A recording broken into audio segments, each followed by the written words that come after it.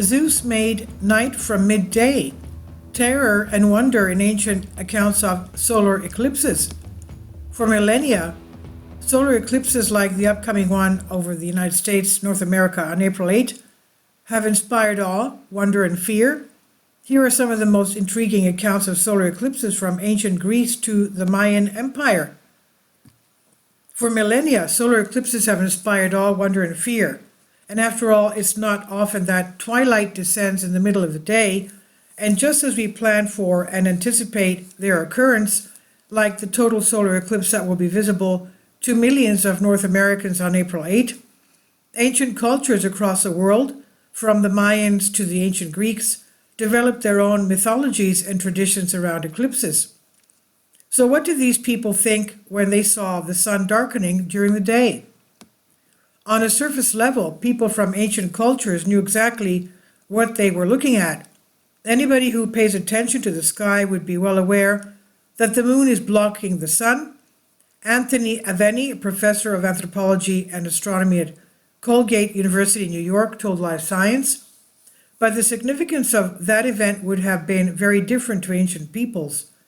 Cultures other than our own, both present and past, have a very different take on the natural world, Aveni said. Many ancient cultures believed what happened in the skies reflected past, present, and future events on Earth. That was particularly true for the Maya, a civilization that reached its peak in Central America during the first millennium AD, and whose descendants live throughout the world today. The ancient Maya viewed distance in space and distance in time as one and the same, explained Aveni. In other words, gazing far into the cosmos acted as a kind of a portal to the past. When the ancient Mayans viewed eclipses, they saw what looked like the moon eating the sun, Aveni said. They interpreted that as a view into the cannibalistic practices of their ancestors, which had long since been eliminated by Mayan laws. So for the Maya, the eclipse, which happens in cosmic space, becomes a reminder that the social order is always in danger of getting out of balance. Aveni explained in a recent talk at Colgate University Ho Tongue Visualization Lab. The Maya were not the only people who thought they saw the sun being eaten. In ancient Chinese mythology, solar eclipses occurred when a dragon tried to devour the sun. In response, people would crowd into the streets, banging drums to scare the dragon away, according to NASA. One ancient Chinese record, likely referring to a solar eclipse that occurred in 2134 BC, reported that the sun and the moon did not meet harmoniously. According to NASA, the cacophony on the streets alerted the emperor to what was happening up above. Incensed that the two court astronomers had failed to predict the event, he had them both beheaded.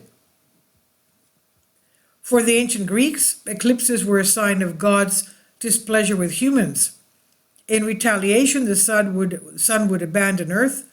The word eclipse actually comes from the Greek word meaning eclipse, meaning abandonment or forsaking, according to Merriam-Webster. In response to the solar eclipse in 649 BC, the poet Archilochus wrote, "There is nothing beyond hope, nothing that can be sworn impossible, nothing wonderful, since Zeus, father of the Olympians, made night from midday, hiding the light of the shining sun, and sore fear came upon men." Modern science helps us understand how and when eclipses occur, but ancient cultures approached the cosmos with a fundamentally different lens than us. They were turning to nature to understand human society. What's nonsense to you may not be nonsense to another culture, Aveni said. And in many ways, our reactions today may not be so different. Even today, Aveni sees people respond to eclipses with a mix of wonder and fear. Fear because this is something extraordinary, this weird twilight in the daytime. This is by Isabel Whitcomb on Live Science. Please leave your comments, and thank you for your support. Kindly support my Patreon account. The daily posts are 5 videos daily, and they are totally different from what I have on my YouTube channel. Thank you so much for your support. and that you find all my content so interesting. You'll find the Patreon account details in the description box below.